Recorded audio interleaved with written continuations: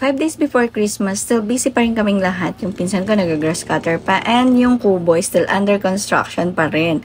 Ang usapan namin nila kuya, matatapos siya until 23 tapos lahat. Yung design lang kasi naman nito is open space lang siya. May storage area and CR and then open na lahat. So 22 ngayon, ito yung update nila. And nagdala na rin kami ng water tank. Thank you kay Dos!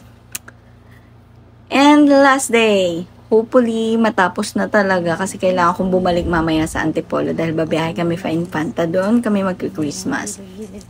So ngayon ang ginagawa nila kuya is bubuhusan din nila itong walkway para hindi maputik pagpapasok doon sa kubo, maglalagay ng pintuan and magkikinis.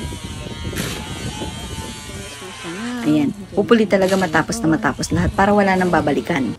Ang gagawin lang namin ng pinsan ko is maglilinis bago namin iwan tong kubo. And gabi na.